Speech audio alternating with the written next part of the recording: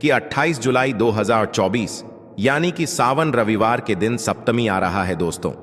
इसी दिन किया जाने वाला पंडित जी द्वारा बताया गया 7 चने की दाल वाला उपाय आप लोगों को जरूर करना चाहिए, क्योंकि दोस्तों यह एक ऐसा उपाय है जो कि इस उपाय को करने के बाद दोस्तों आपको पूरे कोई और उपाय को करने की जरूरत नहीं है, क्योंकि सबसे बड़ा और सबसे नया यह उपाय पंडित जी ने अपनी अभी की सीहोर की कथा में ही बताया है। मैं जिस उपाय को आज हम आपको बहुत अच्छे से समझाने वाले हैं, इस वीडियो को देखने के बाद इस उपाय को समझने के लिए आपको कोई और वीडियो को देखने की जरूरत नहीं पड़ेगी।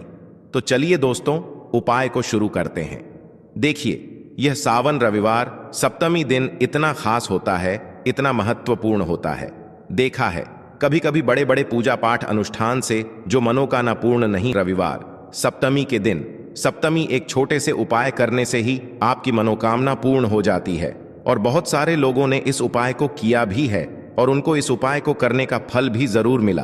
अगर आप लोग भी इस उपाय को 28 जुलाई 2024 यानी कि रविवार सप्तमी के दिन करना चाहते हैं, तो आप इस उपाय को पहले अच्छे से समझ लेना, सुन लेना, उसके बाद करना ना, आपको इस उपाय का फल जरूर मिले। 28 जुलाई 2024 यानी कि रविवार सप्तमी के दिन इस 7 चने की दाल वाला उपाय को आप लोगों को कर लेना है। यह एक ऐसा उपाय है जिस उपाय को अगर किसी विशेष दिन पर किया जाए तो भाई उस विशेष दिन का जो है वह तो हमें मिलता ही मिलता है। पर हमने उस दिन पर इस 7 चने की दाल वाला उपाय को किया है तो हमें उससे भी बड़ा फल मिलता है, और फल बहुत जल्दी मिलता है, क्योंकि आप इस उपाय को बहुत ही बड़े और विशेष दिन पर कर रहे हो, क्योंकि 28 जुलाई 2024 यानी कि सावन रविवार सप्तमी के दिन सावन सप्तमी बहुत ही ज्यादा बड़ा होता है। इसीलिए दोस्तों आज की इस वीडियो में हम आप लोगों को 7 चने की दाल वाला उपाय समझाएंगे। तो पूज्य गुरु जी ने कहा है कि जब आपके जीवन में ऐसी परिस्थितियां आ जाएं कि आप एक एक रुपए खर्च करने से पहले कई बार सोचने लगे हो, आपको धन प्राप्ति अगर नहीं हो पा रहा हो, तो आपको सिर्फ और सिर्फ 7 चने की दाल वाला उपाय रविवार सप्तमी दिन से शिवलिंग के सामने एक ऐसा विशेष उपाय करना है जो आपकी इन सारी समस्याओं को सिर्फ 7 दिन के अंदर ही समाप्त कर देगा। तो चलिए जानते हैं इन विशेष उपायों के बारे में। लेकिन उससे पहले जो भी मेरे भाई मेरी प्यारी बहनें आज चैनल पर पहली बार आए हैं या मेरी आवाज आज पहली बार सुन रहे हैं, अगर आप भी महादेव के सच्चे भक्त हैं तो वीडियो को लाइक और चैनल को सब्सक्राइब जरूर कर लें। आज का ये वीडियो बहुत ही खास होने वाला है, क्योंकि रविवार की सप्तमी की तिथि में किए जाने वाले 3 विशेष उपाय आज आपको इस वीडियो में बताए जाएंगे। यह उपाय आप अपनी समस्या के अनुसार कर सकते हैं। इन उपायों में आपको धन प्राप्ति के उपाय बताए जाएंगे, आपकी मनोकामना पूर्ति के उपाय बताए जाएंगे, जीवन में किसी भी प्रकार के संकट चल रहे हैं, समस्याएं चल रही हैं तो उनको दूर करने के उपाय बताए जाएंगे। चलिए जानते हैं पूज्य गुरु जी द्वारा बताए गए सबसे पहले और सबसे खास उपाय के बारे में। इस उपाय के लिए आपको सबसे पहले जरूरत पड़ेगी एक लोटे जल की लोटा आप तांबे का ले लीजिएगा, और जल आपको अपने किचन से लेना है। फिर इसी के साथ आपको सिर्फ 1 या 2 गुड़ के टुकड़े ले लेने हैं। छोटे छोटे गुड़ के टुकड़े आप ले लीजिएगा। फिर सबसे आखिर में आपको ले लेना है 5 या फिर 7 या फिर 11 या फिर 21 चने की दाल।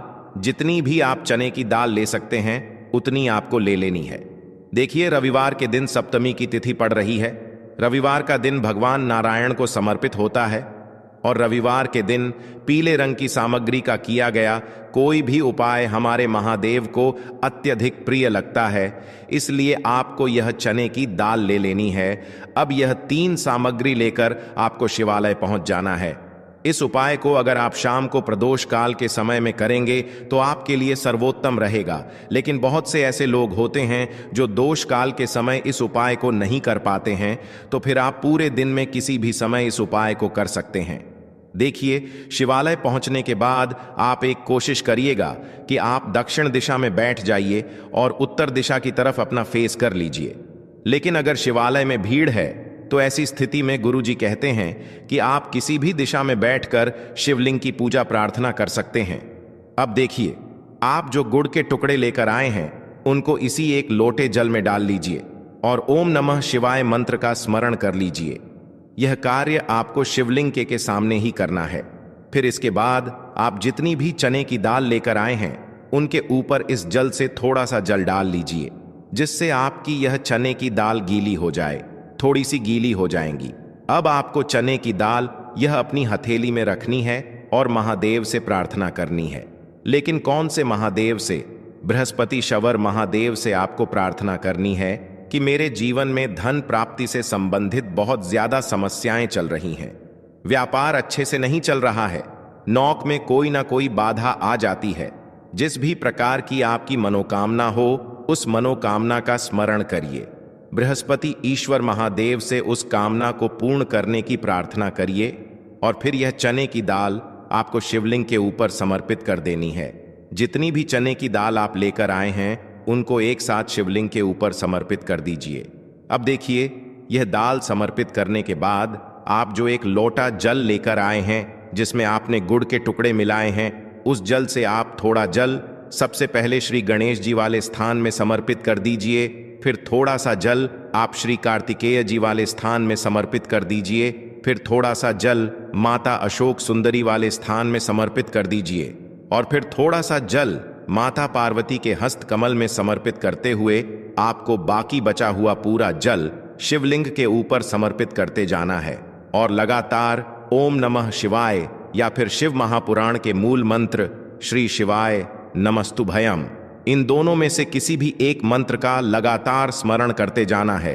पूज्य गुरुजी जी ने कहा कि जल आपको बिल्कुल धीरे धीरे समर्पित करना है और समर्पित करते हुए ध्यान रखिएगा कि इस जल के छींटे आपके पैरों के ऊपर ना लगे। फिर उसके बाद वहीं शिवलिंग के सामने बैठकर बृहस्पति शवर महादेव से प्रार्थना करते हुए आपको वापस अपने घर आ जाना है। पूज्य गुरुजी ने कहा कि रविवार सप्तमी के दिन अगर हम लोग चने की दाल वाला कोई भी उपाय शिवलिंग के सम्मुख करते हैं तो इससे हमें महादेव तथा भगवान नारायण की एक साथ कृपा प्राप्त होती है। तो दोस्तों, यह विशेष उपाय आप जरूर करिएगा। अब जानते हैं गुरुजी द्वारा बताए गए दूसरे खास उपाय के बारे में। यह उपाय भी आपकी मनोकामना को पूर्ण करने के लिए है। इस उपाय के लिए भी आपको एक लोटा जल ले लेना है, साथ ही साथ आपको एक बेलपत्र ले लेनी है। अगर आपके पास बेलपत्र नहीं है तो शिवलिंग के ऊपर चढ़ी हुई बेलपत्र को उठाकर जल से शुद्ध करके फिर आप उसका भी इस्तेमाल कर सकते हैं। बस आपको हमेशा ध्यान रखना होता है कि यह बेलपत्र कहीं से भी कटी फटी नहीं होनी चाहिए। फिर सबसे आखिर में आपको थोड़ा सा शहद ले लेना है। थोड़ा सा 2-4 बूंद आप शहद ले लीजिए और अब यह सारी सामग्री लेकर आपको शिवालय पहुंच जाना है। इस उपाय को भी आप पूरे दिन में किसी भी समय कर सकते हैं। देखिए, यह उपाय भी आपकी मनोकामना को परिपूर्ण करने के लिए है, धन प्राप्ति के लिए है, व्यापार के लिए है, नौकरी के लिए है। कोई भी विशेष मनोकामना है तो उसको पूर्ण करने के लिए है। अब देखिए, शिवालय पहुंचने के बाद सबसे पहले आप जो एक बेलपत्र लेकर आए हैं, बेलपत्र की तीनों पत्तियां जिस स्थान पर जुड़ी रहती थीं उसी स्थान पर आपको यह शहद लगा देना है।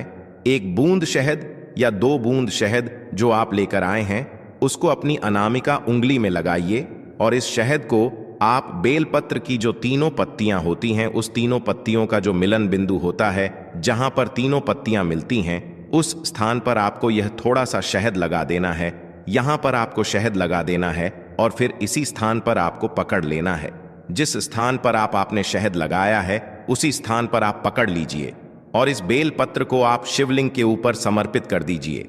आपकी जो भी मनोकामना है उस मनोकामना का स्मरण करिए, महादेव से उस मनोकामना को पूर्ण करने की प्रार्थना करिए और फिर यह बेल पत्र आपको शिवलिंग के ऊपर समर्पित कर देनी है।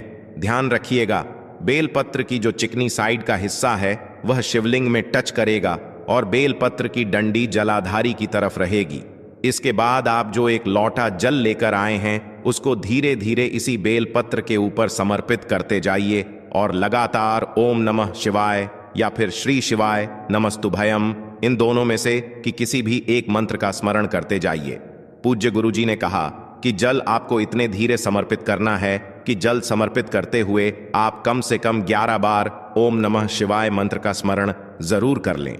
फिर इसके बाद जो जलाधारी से जल नीचे गिर रहा है उसको तो थोड़ा सा अपनी हथेली में लीजिए और अपनी दोनों नेत्रों के ऊपर यानी अपनी दोनों आंखों के ऊपर इस जल को लगा लीजिए।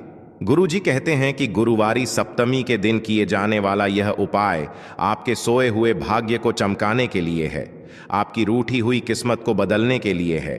इसलिए इस गुरुवारी सप्तमी के दिन आप इस उपाय को जरूर करिएगा। अब जानते हैं पूज्य गुरुजी द्वारा बताए गए सबसे आखिरी उपाय के बारे में। यह उपाय भी आपकी किसी भी परेशानी से आपको बाहर निकालने के लिए है तथा आपको सफलता प्राप्त कराने के लिए है। इस उपाय के लिए आपको सिर्फ 2 सामग्री लेनी है। पहली तो आपको एक लोटा जल लेना है और दूसरा थोड़ा सा आपको पीला चंदन लेना है।